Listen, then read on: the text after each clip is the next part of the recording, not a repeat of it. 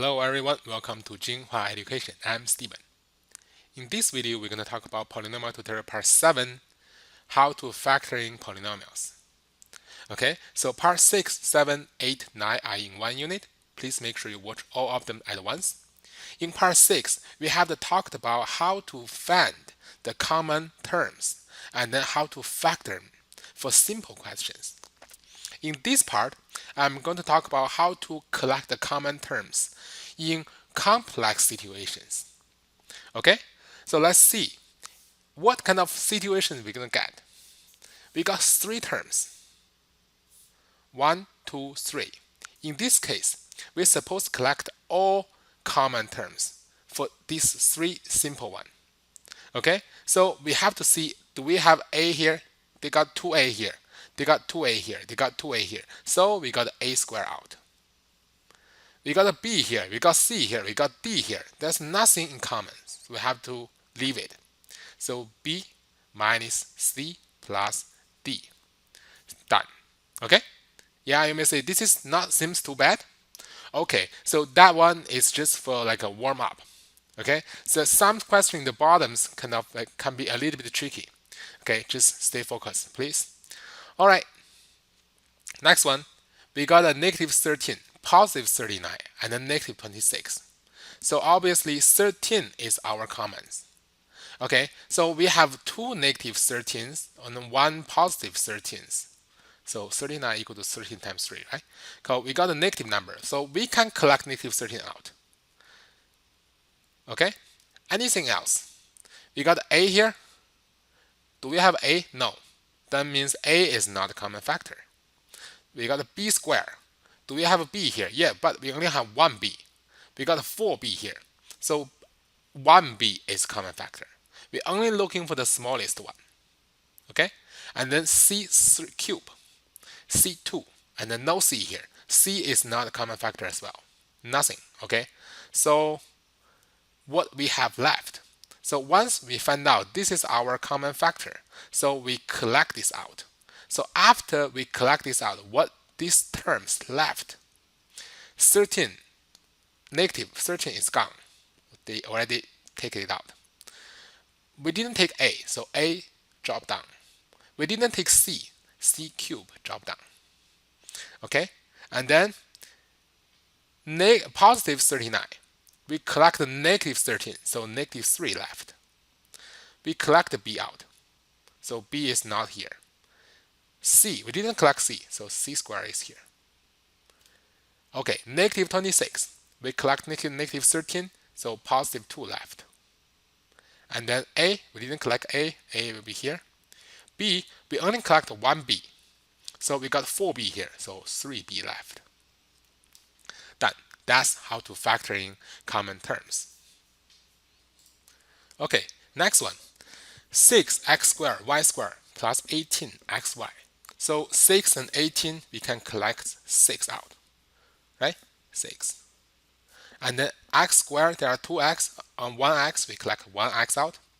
They got y squared, 2y here, 1y here, we collect 1y out. So what left here is x and y. And then we only have 3 here. Done. Okay, good. The last one, negative sign. Negative 1 we can collect out. Okay, and then x here, we got 1x. Because 1x here, 2x here, just collect 1x. 3y, 2y, we collect 2y here. Okay, what else? So we got only 1y left. And then we got only 1x left.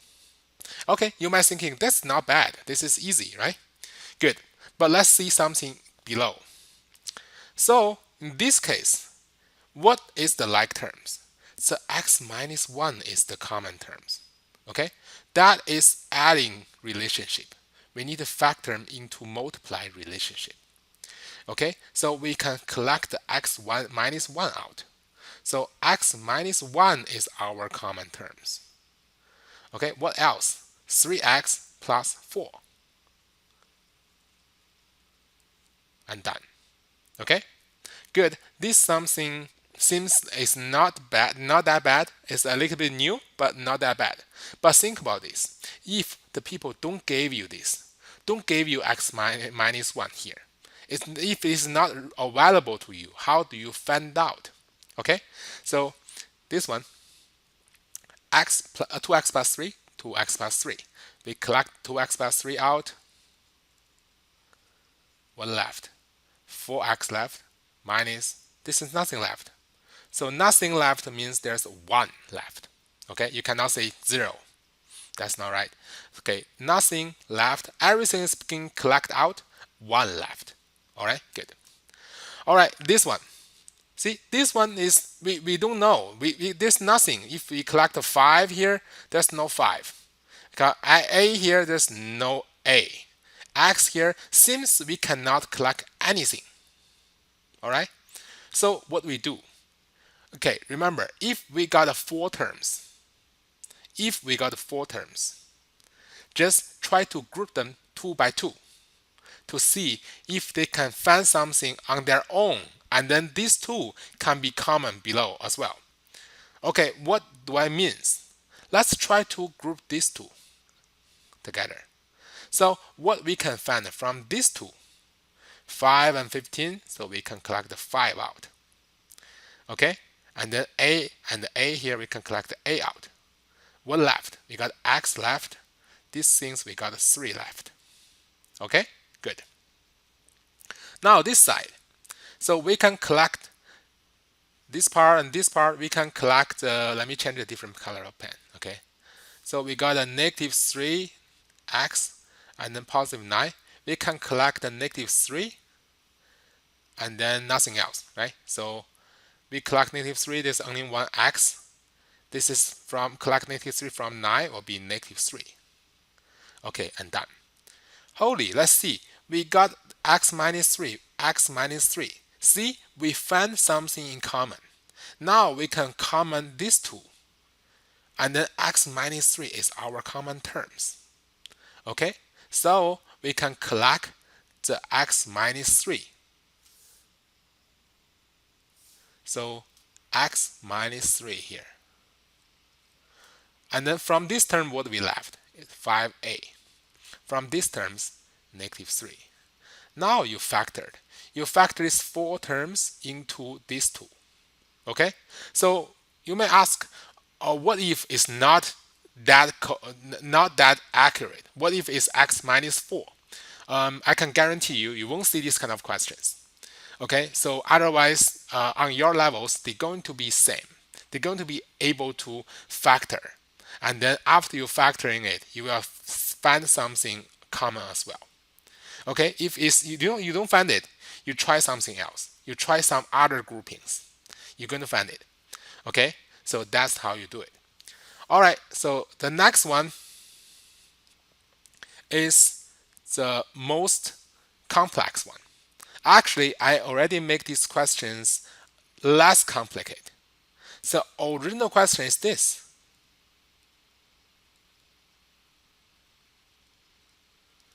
Okay, 4x fourth plus x squared minus 3. Now, there's nothing you can factor out.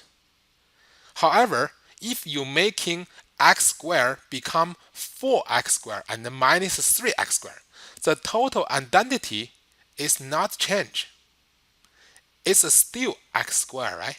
However, after you make these conversions, the entire thing is factorable. That is the beauty of math. Okay, you haven't changed anything, you just changed the format and then they began working. Okay, how to work that? Okay, I want you to pause this video and then try to do it yourself. I don't expect you to getting the answer right away, but I want you to at least try it. Okay, sometimes only if you try yourself, you can realize how to solve this question, how hard this question can be. Okay, otherwise watching me doing it is always easy. Okay, so please pause for now. Okay, so if you have paused and then tried the video, good for you. Okay, now I show you how to do these kind of questions. Okay, so we got 4x fourth, 4x squared. Think about this. If we collect the 4x squared out, there's nothing in common. So what we do, we switch a little bit. We switch 4x fourth minus 3x squared plus 4x squared minus 3. Why are we doing that? We notice there are 4, 4, and 3, 3. If you group 4 together, 3 together, it's really hard to group them. But if you group 4 and 3, we have another 4 and 3. So we can group them. Let's try to factor this guy here. So we got x squared and then 4x squared minus 3. Okay, so we collect x squared out. There's only 2x squared left. We got 4 left as well. We have 3x squared, collect x squared out, only 3 left. Okay, plus what? Plus 4x squared minus 3. Hey, we got these things again, right? We got 4x squared minus 3. Now we can collect the 4x squared minus 3 out. And then what left? X squared minus 1 left. Okay, good. So we leave this one here. After the part 9, I will show you some. Actually, from here, we're still able to factoring. Okay, so that's great. So hope you enjoyed the videos. I hope you learned something. If you like, please subscribe. Okay, so if you have any questions, just leave comment. I will answer your questions in my next video. Thank you for watching.